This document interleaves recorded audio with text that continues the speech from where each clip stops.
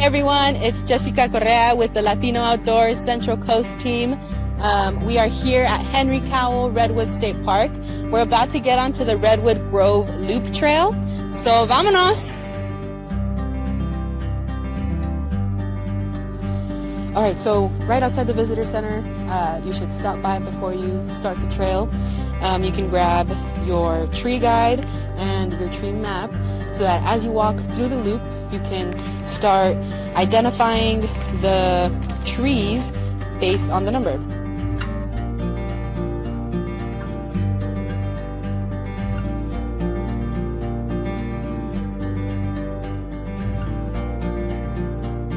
Hi everyone, we are at Henry Cowell Redwood State Park. We stopped by the visitor center first before getting onto the Redwood Grove Loop Trail, and we picked up a couple of pamphlets. This first one is, it was $0.25, but you can also get it for free as a loaner, and then you just have to return it at the end of your walk. But if you open it up, you can see it has descriptions of the trees that are on this trail called the Redwood Grove Trail. So if you grab both of these papers, you'll see, as you're walking, you'll see that the trees have numbers. So this one, number 2, I was hearing some footsteps inside the leaves, and because this is fenced off, there can't be any humans in there. So I'm thinking it might be a deer right behind this trunk. You can just see it approaching. I see his little patitas. And no me acuerdo si se llaman black-tailed deer, no?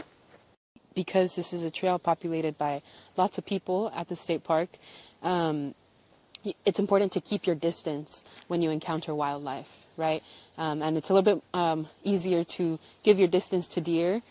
As a rule of thumb, it's important to keep your distance from any wildlife, including squirrels. I know a lot of times people want to feed them, but do not feed wildlife. That was cool. Oh my gosh, that was beautiful. Okay, let me get a fresh one. And right in front of us, we have a bay laurel. They also, in Espanol, we know them as árbol de laurel. The way that I like to identify it is by the shape of the leaf. And then once I've found the shape of the leaf, then I smell it. So I wouldn't recommend like picking it off the tree because, you know, they're still growing, they're still maturing. So we don't want to interrupt that. But if you pick it off the ground and you crush it a bit, you can still get that smell of the laurel. It smells so good. It smells so fresh.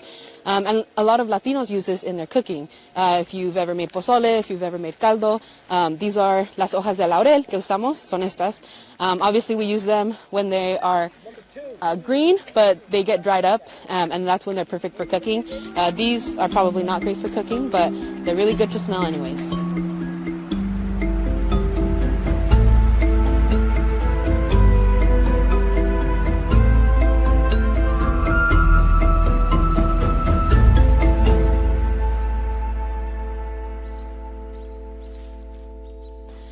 One thing when we're listening to birds, indigenous people had, they had categorized these sounds into 5 groups, and scientists also, learning from that knowledge, categorized the sounds that birds make into 5 groups.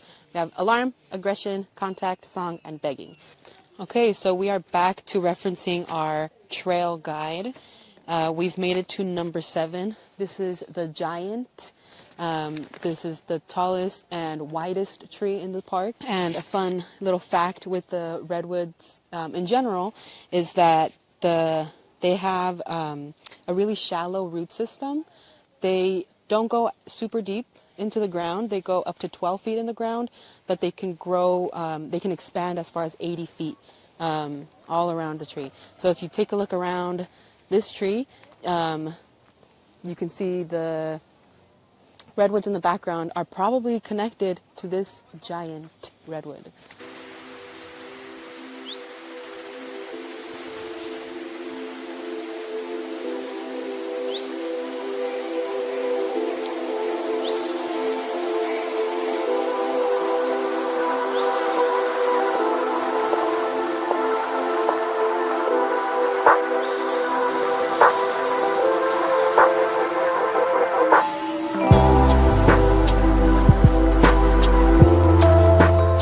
Once in its life, this tree was significantly burned.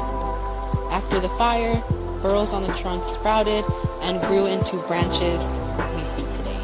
So as we sit here taking in the sights, the smells, the sounds of the redwood forest, always feeling really grateful to be here in the redwood forest, feeling like a tiny person in this giant forest kind of helps you, or helps me,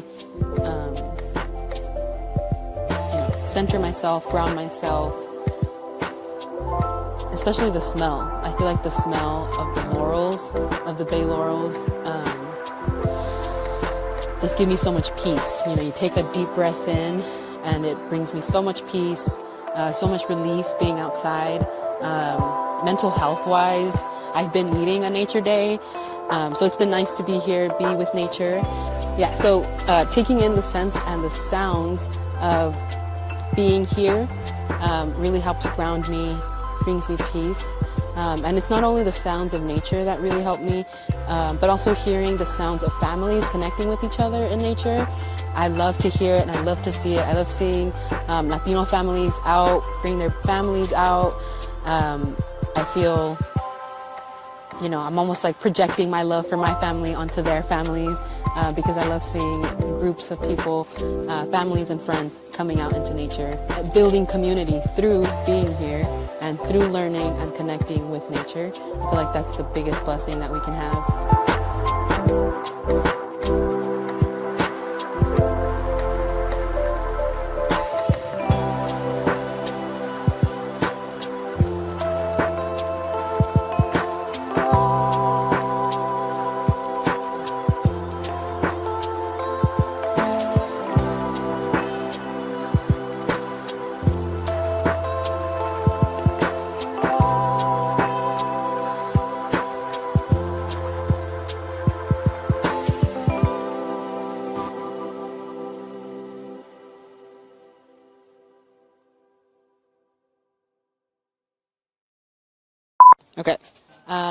Okay. Okay. All right. What else do I say? That's it? Okay. Should I not say that? Okay.